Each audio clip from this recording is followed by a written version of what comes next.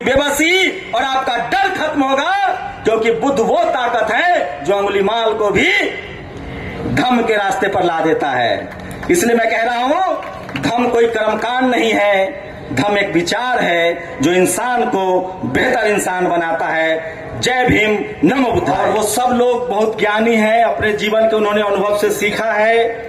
वो तमाम लोग हैं, वो सब आपके सामने गुफ्तगू भी होंगे। मैं 5 मिनट का समय लूंगा और भंते जी का आशीर्वाद है मेरे ऊपर, उनकी कृपा दृष्टि करुणा है, और मैं मीडिया का छात्र हूं तो उसी लिहाज से बात करूंगा। आप कल्पना नहीं कर सकते हैं कि इस देश के 90% लोगों के पास 3% संसाधन है।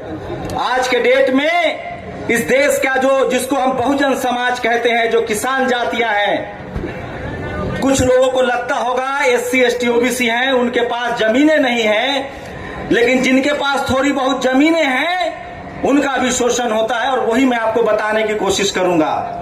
अब गांव में जातिवाद खत्म हो गया है। सोचिए, एक कहावत सुनी होगी आप लोगों ने कि भारत सोने की चिड़िया थी। सचमुच भारत सोने की चिड़िया थी, सचमुच भारत विश्व गुरु था, और सचमुच भारत में किसी घर में ताले नहीं लगते थे। वो भारत तब था जब भारत बुद्ध में भारत था। तथागत बुद्ध कोई पहले बुद्ध नहीं थे। तथागत बुद्ध को हम भगवान बुद्ध इसलिए कहते हैं कि वो हमारे आपकी तरह के इंसान के तौर पे पैदा हुए और उन्हें दुनिया को ज्ञान दिया, सत्य अहिंसा के मार्ग पर चलने के लिए कहा, इसलिए उनके नाम के साथ हमने भगवान लगाया।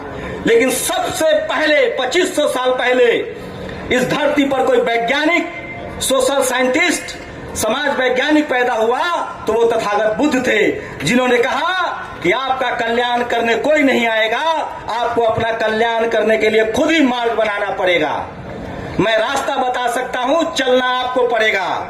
तो अगर आप भगवान बुद्ध की पूजा इसलिए करते हैं कि वो कोई पैसा, जमीन, संपत्ति दे देंगे, तो मेरे हिसाब से जितना मैंने बुद्धिज्म को पढ़ा है, आप गलतफहमी में है। बुद्ध ने कहा है कि जिस दिशा में आप प्रयास करोगे, जिस दिशा में सोचोगे, उसी दिशा में आपको सफलता मिलेगी, और हर सफलता के लिए आप खुद जिम्मेदार हैं, लेकिन उसके लिए आपको माहौल और वातावरण बनाना पड़ेगा।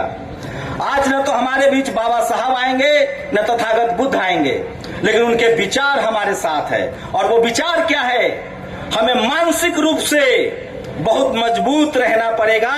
और सोचिए, अखंड भारत के निर्माता सम्राट अशोक के वंशज हैं हम। आज हर कोई कहता है कि भारत अखंड भारत बने, भारत विश्व गुरु बने, लेकिन भारत विश्व गुरु कब था?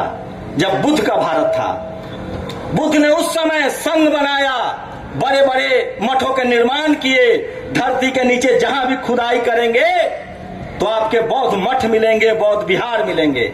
आप लोग कभी सोचते हैं कि जो इस देश के मूल निवासी थे, जो इस देश के बिजनेसमैन थे, जो इस देश के किसान थे, वो मजदूर कैसे बन गए? उसकी वजह थी हमारी सांस्कृतिक विरासत का खो जाना। हमने बुद्ध को भूल गए, हम धम्म को छोड़ दिया, हम अपने भाईचारा से अलग हो गए, और हमें सांस्कृतिक रूप से गुलाम बना दिया गया। और उसी गुलामी को बाबा साहेब ने 1956 में, 1950 में संविधान देकर और 1956 में धम्म का रास्ता बताकर हमें फिर से उसी रास्ते पर लाने का कोशिश किया है। अगर आपको कोई कहता है कि ये किसी एक जाति का धम्म है, विचार है, तो वो आपको ठग रहा है।